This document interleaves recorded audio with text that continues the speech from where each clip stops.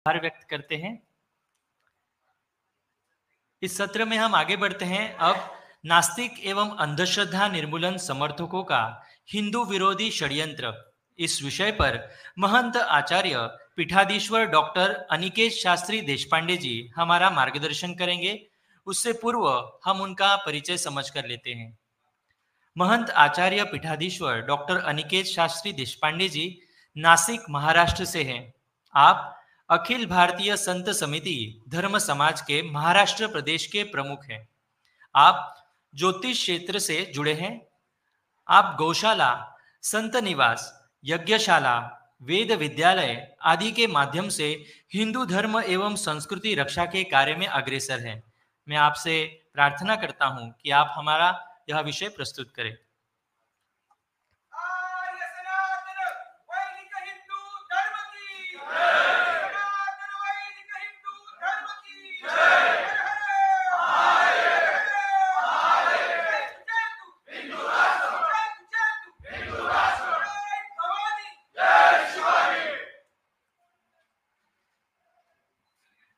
ओम गलद्दानगंडम मिलद्भृंगखंडम चलच्चारुषुंडम जगत्राणशौंडम लसद्दंतकांडम विपद्भंगचंडम शिवप्रेमपिंडम भजे वक्रतुंडम।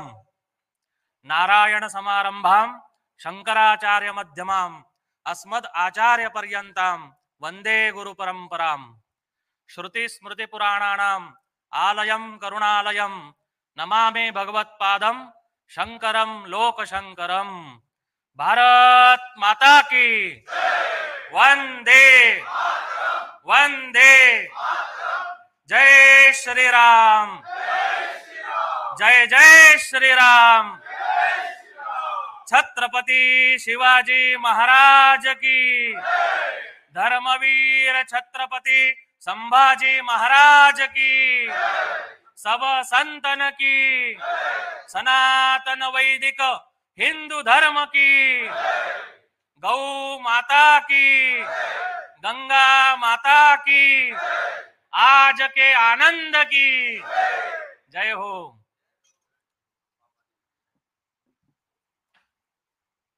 उपस्थित व्यासपीठ पे सर्व विद्वज्जन, विचारवंत, ज्ञानवंत, धर्मशास्त्र अभ्यासक, हमारे सामने उपस्थित विविध संप्रदायों के आचार्य, महामंडलेश्वर, संत, महात्मा एवं परम पूज्य आठवले जी गुरुजी, इनके चरणों में दंडवत, तथा उपस्थित मेरे हिंदू भाइयों और बहनों, आप सबको मेरा स्नेहपूर्वक शुभाशीर्वाद। आज यहाँ पे मुझे निमंत्रित किया, उन सभी आयोजकों का मैं विशेष आभार व्यक्त करता हूँ। आज सुबह से लेकर सभी मूर्धन्यों ने यहाँ पे अपने विचार रखे, खेद जताया, गंभीर परिस्थिति का हमें अनुभव करा दिया। उसी को आगे लेके जाना चाहता हूं और मेरे दो शब्द आपके सामने रख रहा हूं कि अंधश्रद्धा, लव जिहाद, श्रद्धा जिहाद, लैंड जिहाद, इन सभी के माध्यम से विधर्मियों द्वारा सनातनियों पर समय समय पर जो आक्रमण हो रहा है, वह आज इतना सूक्ष्म रीति से अपने घर तक आ गया है, जिसका हमें अभी अगर गंभीरता से विचार नहीं किया तो अभी नहीं तो कभी नहीं, जल्द ही सनातन हिंदू धर्म नष्ट होने के कगार पर आ सकता है। ऐसी परिस्थिति आज निर्माण हो रही है। मेरे जीवन में सनातन धर्म रक्षा हेतु जो मैं कार्य करता हूं, उसमें जो मुझे अनुभव आया है, उसमें से कुछ उदाहरण मैं आपके सामने रखना चाहता हूं, जिससे हम सब जागृत हो। अंधश्रद्धा निर्मूलन समिति के जो पदाधिकारी है, उनसे बलि प्रथा के लिए मेरी वार्तालाप हुई और उनका विचार मेरा विचार लगभग मिलने लगा। इसलिए हम नासिक के सिन्नर नगर में एक साथ गए और वहां पे जो बलि प्रथा हो रही थी उसको हमने जमकर विरोध किया। लेकिन हमें पहुंचने में थोड़ी देरी हो गई, उससे पहले ही बकरा कट गया था। तो अंधश्रद्धा निर्मूलन वालों का वहां पे मुझे सत्य, उनका चेहरा सामने आया और वह बेनकाब हो गए। जो आधे घंटे पहले बलि प्रथा में हम आपके साथ हैं ऐसा बोलकर मुझे साथ लेके गए, वहां जाकर जो बलि दिया हुआ जो बकरा था उसके मटन भोजन में वो पंक्ति में बैठ गए। मैं दंग रह गया कि देखिए, एक कहावत है, तकलीफ तो अपने ही देते हैं, तकलीफ तो अपने ही देते हैं, वरना गैरों को क्या पता आपको तकलीफ किस बात से होती है। इसका अनुभव मुझे वहां पे आया। उधर विरोध करने के लिए ना मुस्लिम आया, ना क्रिश्चियन आया, ना कम्युनिस्ट आया, ना कोई यहूदी आया, अपने ही लोग थे। उसके बाद अंधश्रद्धा निर्मूलन का और एक चेहरा मैं आप सबके सामने लाना चाहता हूं, और वो है कि वह सिर्फ और सिर्फ सनातन हिंदू धर्म, बौद्ध धर्म, जैन धर्म, सिख धर्म, जो सनातन से उत्पन्न हुए, इस भारत में जन्म हुए जो धर्म है, उनके ऊपर ही आक्रमण करती है, ना कि मुस्लिम ईसाई के ऊपर। इसका उदाहरण है कि जैसा कोई साधु संत, जैसे बागेश्वर बाबा है या कोई भी साधु संत धर्म रक्षा है, तो अगर कुछ बोल देते हैं तो उनका वाक्य कैसे अंधश्रद्धा निर्मूलन के कानून में आए और उनके ऊपर कार्रवाई हुए, इसके ऊपर उन्होंने 21 लाख रुपए का इनाम जाहिर किया था। तो मेरे पास ये मुसलमान लोग जो है, उन्होंने जमजम का पानी पीने से कैंसर ठीक होते हैं। ये क्रिश्चियन लोग जो है, होली वाटर पीने से किडनी ठीक होती है। ऐसे दावे करने वाली हजारों वीडियो मेरे पास भी है और यूट्यूब पर भी है। इसके ऊपर वह कभी इनाम जाहिर नहीं करते। तो मैंने उनको प्रति आह्वान किया था नासिक में, सभी संत समाज को साथ लेकर, पुरोहित संघ को साथ लेकर, अखाड़ों को साथ लेकर, कि आप 21 लाख रुपए तो बहुत कम अमाउंट है, मैं 1,51,00,000 रुपए का इनाम देता हूं कि अगर कोई मौलाना और कोई पादरी अगर जमजम का पानी और होली वाटर से ये सिद्ध कर दे कि किडनी और कैंसर ठीक होता है, तो 1,51,00,000 रुपए वह लेके जाए। आज तक कोई आया नहीं है। दूसरा, ये समझने वाली बात है कि हजारों साल मुसलमानों ने अपने ऊपर राज्य किया, आक्रमण करते रहे, आज भी कर रहे हैं। वह आक्रमण में उन्होंने हमारे सर कलम किए हिंदुओं के। क्रिश्चियन 150 साल से अंग्रेजों के रूप में इधर आए थे, पर उन्होंने सर कलम नहीं किए, उन्होंने बुद्धि कलम की। इसका एक उदाहरण ऐसा है कि आज हम देख रहे हैं हिंदू परिवार में बच्चे माता पिता को अब्बा जान अम्मी जान नहीं बोलते हैं, मम्मी डैडी बोलते हैं। इससे यह पता चलता है कि मुसलमानों के साथ साथ उससे भी आक्रामक क्रिश्चियनों का भी एक विधर्मी आक्रमण हेतु सनातन के ऊपर बहुत प्रभाव पड़ रहा है। त्र्यंबकेश्वर से नजदीक पालघर साधु हत्याकांड आप सब जानते हैं। वह कम्युनिस्टों के द्वारा, लाल बावटे उनके द्वारा हुई है।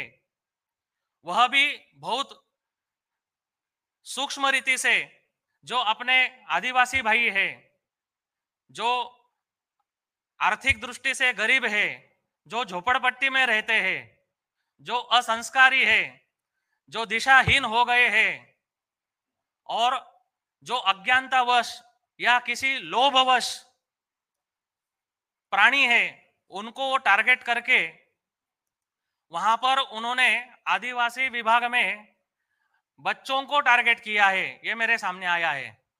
और बच्चे कौन से? तीसरी कक्षा से लेकर 6वीं कक्षा तक के। वहां के सरपंच से जब मैं मिला कि ऐसा क्यों कर रहे हो, आप भगवान को बांध के रखा है, पूजा क्यों नहीं करते हो, तो उन्होंने भी अपना दुख बताया कि हमारे यहाँ कोई साधु संत महात्मा आता नहीं, कोई धर्मगुरु शंकराचार्य आता नहीं, हमारे झोपड़े में कभी पधारते नहीं, तो हमको भी हमारे प्रश्न के उत्तर कौन देगा? ये लोग आते हैं, हमको बताते हैं, हमको उनका सुनना पड़ता है। हमारी जो गरज है वह किसी हद तक पूरा करते हैं, तो हम उनका पालन करना शुरू करते हैं। तो इस माध्यम से मैं जब सरपंच से मिला, तब उनकी और मेरी विचार अच्छी आगे बढ़ी और उन्होंने मुझे घर में निमंत्रित किया। मैंने बोला हम सब आएंगे घर पे, सब अखाड़ों के साधु संत लेकर हम उधर आदिवासी पाड़ा में गए।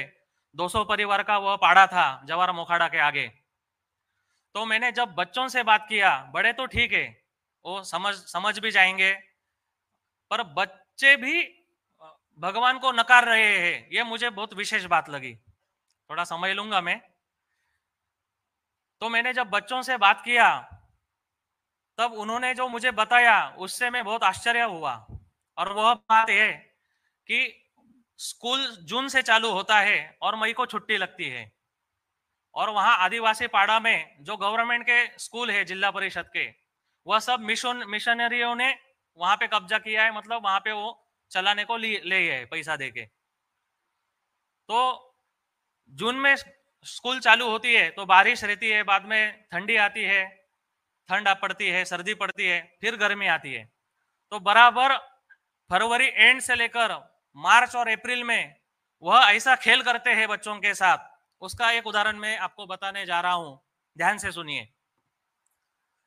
वो खेल ऐसा है कि बच्चों को जब वो गाड़ी में भर के स्कूल में लेके जाते हैं और स्कूल से जब घर में पहुंचाया जाता है, इस बीच में कड़ी धूप में गाड़ी बंद कर देते हैं। ऐसा जताते हैं बच्चों को कि गाड़ी बंद हो गया, इंजन खराब हो गया है, और थोड़ा उसको ठीक करने में एक 10-15 मिनट आधा घंटा समय लेते हैं। धूप रहती है, बच्चे स्कूल से घर में जाने के इंतजार में रहते हैं, प्यास बढ़ती रहती है, भूख लगी रहती है। और ऐसी अवस्था में फिर वो बस में जो औरत रहेंगी, तो वह बच्चों को बोलती है कि अभी ड्राइवर काका प्रयास कर रहे हैं गाड़ी चालू करने का, आप थोड़ा भगवान का नाम लीजिए, गाड़ी जल्दी चालू हो जाएगी। तो बच्चों को हर हर महादेव, जय श्री राम, गणपति बाप्पा मोरया, ऐसे नाम लेने को बोलते हैं। गाड़ी चालू नहीं होती है, मतलब वो ड्राइवर चालू ही नहीं करता है। फिर बच्चों को पानी देते हैं, प्यास बुझाते हैं, बिस्किट का पुड़ा देते हैं, वो तृप्त हो जाते हैं।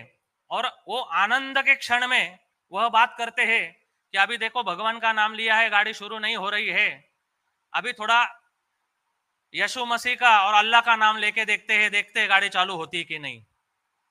और उसमें बच्चों के मुख से अल्लाह का और यीशु का नाम निकालते हैं, जय जयकार करते हैं, और ड्राइवर फटाक से गाड़ी चालू कर देता है और ऐसा करके उनको घर में जाके छोड़ देते हैं।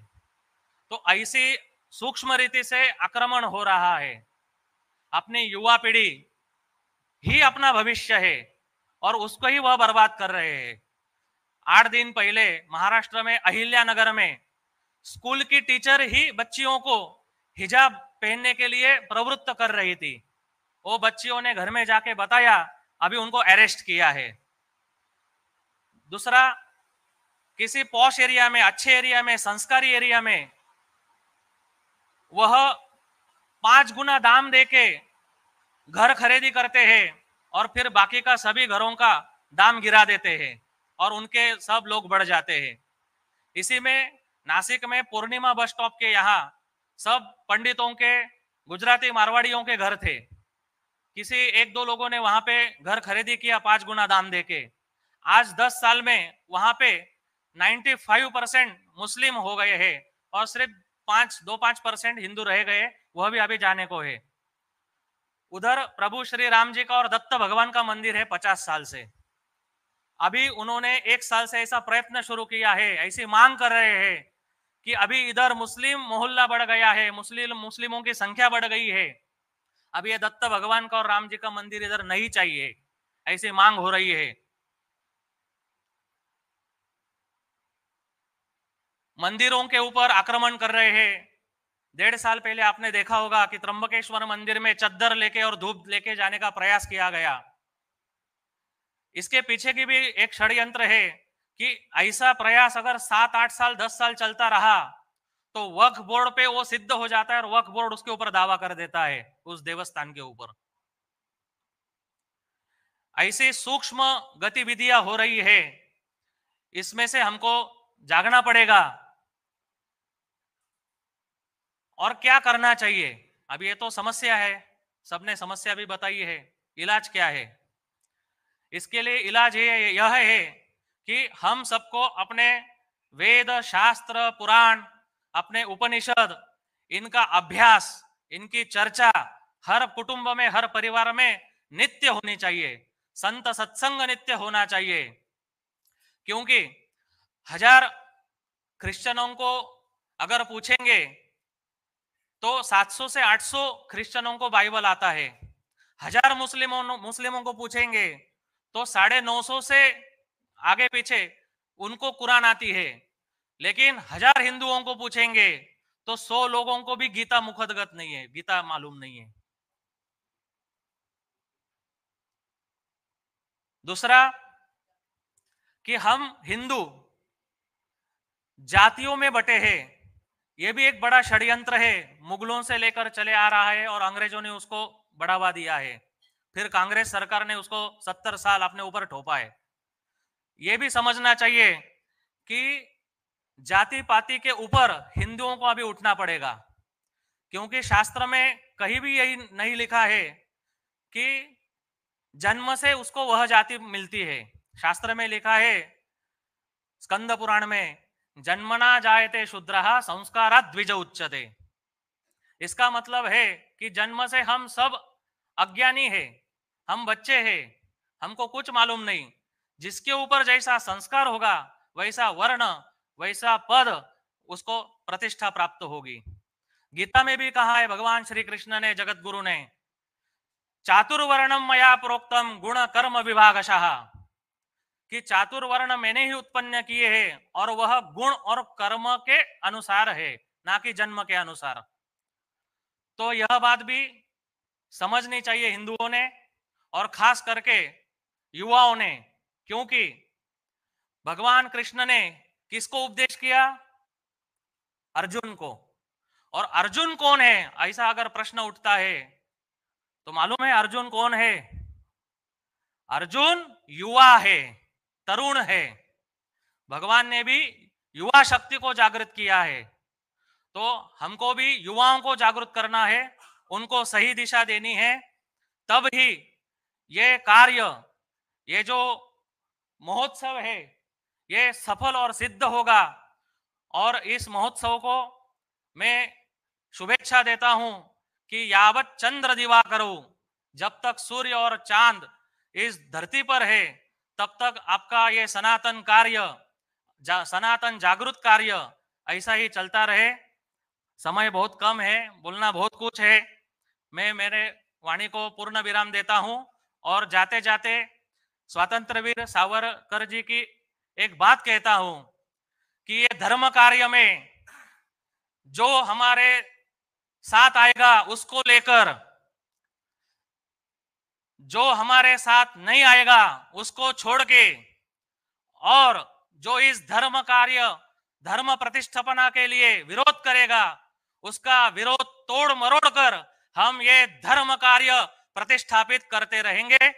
और सनातन वैदिक भारत हिंदू राष्ट्र था, है और अनंत काल तक हिंदू राष्ट्र रहेगा। जय श्री राम, जय परशुराम।